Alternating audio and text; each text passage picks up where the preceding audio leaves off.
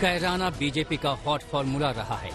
यही कारण है कि बीजेपी ने पश्चिम यूपी में फिर परचम लहराने के लिए इसी दांव पर भरोसा किया। अमित शाह ने चुनावी प्रचार का आगाज भी यहीं से किया। डोर टू डोर कैंपेन में अमित शाह ने उन्हीं दरवाजे को खटखटाया जो पलायन के बाद फिर से लौटे। यही कैराना है जहां पहले से लोग पलायन कर रहे। आज मैं जब राउंड लेने निकला, उन्होंने कहा मोदी जी की कृपा हो गई, भाजपा की सरकार बनी, योगी जी ने कानून और व्यवस्था को सुधारा है, हमें पलायन करने वाले पलायन कर गए। ये जो आत्मविश्वास उत्तर प्रदेश की जनता में मैं देख रहा हूं, मुझे लगता है कि आने वाले दिनों में उत्तर प्रदेश भारत का सबसे विकसित राज्य बनने जा रहा है। कैराना एक चुनावी सिंबल है जिसकी याद आते ही 2014 के वो पोस्टर याद आने लगते हैं। इन पोस्टरों का अब नामो निशान नहीं है। दीवारों पर लिखे अल्फाज भी मिट गए, लेकिन सियासी फिजा में ये अब भी तैर रहे हैं। बार बार उन्हें उकेरा जा रहा है, डर दिखाया जा रहा है।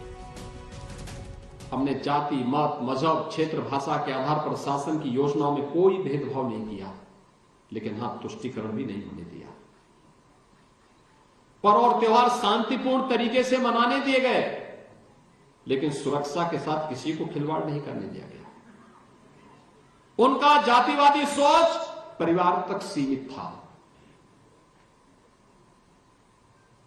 उनकी विकास की सोच अपने स्वयं के परिवार के विकास की थी। हमारा राष्ट्रवादी सोच सबका साथ सबके विकास का है। मुझे ये बताएं, भारतीय जनता पार्टी के लोग उत्तराखंड के पलायन के बारे में क्यों नहीं बोल रहे हैं? और मुझे याद है कि जिस समय सूची जारी की थी भारतीय जनता पार्टी ने पलायन की, वो झूठी सूची थी। भारतीय जनता पार्टी की कोशिश है कि चुनाव विकास पे नहीं हो, चुनाव नौकरी पर न हो, चुनाव महंगाई पर न हो, क्योंकि भारतीय जनता पार्टी पर महंगाई का जवाब नहीं है। अब तो कैराना के उम्मीदवारों पर भी जंग छिड़ गई है। बीजेपी ने समाजवादी पार्टी आरएलडी गठबंधन के प्रत्याशी नाहिद हसन को पलायन का जिम्मेदार बताकर सियासी तूफान खड़ा कर दिया। नाहिद पर गैंगस्टर एक्ट लगाया गया था और उम्मीदवारी घोषित किए जाने के 2 दिन बाद ही उन्हें गिरफ्तार कर लिया गया। कैराना में हिंदू व्यापारियों के पलायन के लिए जिम्मेदार लोगों को टिकट देना इस समाजवादी पार्टी और गठबंधन के चरित्र को उजागर कर देता है। तो अगर उनको गिरफ्तार कर लिया है तो उनके परिवार में जिनके ऊपर एक भी मुकदमा नहीं होगा, उनको टिकट दें। कैराना फॉर्मूला से ही बीजेपी ने 2017 में पश्चिमी यूपी में 136 में से 109 सीटें बटोरी थी। इस बार इसे दोहराने की चुनौती है, तो पलायन के साथ बात दंगा, हज हाउस और मानसरोवर भवन तक पहुंच गई। आस्था को सम्मान किस कदर! आज अयोध्या में राम जन्मभूमि पर भगवान राम का भव्य मंदिर बन रहा है। काशी में काशी विश्वनाथ धाम का निर्माण कार्य पूरा हो गया है। आपके गाजियाबाद में कैलाश मानसरोवर भवन का निर्माण हो गया है। पहले यहां हज हाउस बनता था, नियमों की अनदेखी करते हुए।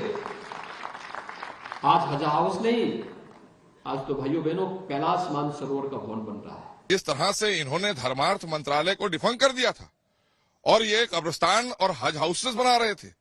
इन्होंने ये नहीं सोचा था कि यहाँ पर और लोग हैं जो तीर्थार्थी जाते हैं। मानसरोवर भवन नहीं बनाया इन्होंने, तो वो भारतीय जनता पार्टी ने बनाया है। तो ये तो हम सबका साथ सबका विकास की बात करते हैं, ये तुष्टीकरण की बात करते हैं। इन्हें कब्रिस्तान और हज हाउस के अलावा कुछ दिखता ही नहीं है। पलायन और दंगे के मुद्दे चुनाव दर चुनाव काम आते रहे हैं, लेकिन 2022 में ये कितने कारगर रहेंगे, ये बड़ा सवाल है। डर तो ये है कि कहीं काठ की हांडी बार बार चढ़ाने से जल न जाए। आज तक ब्यूरो।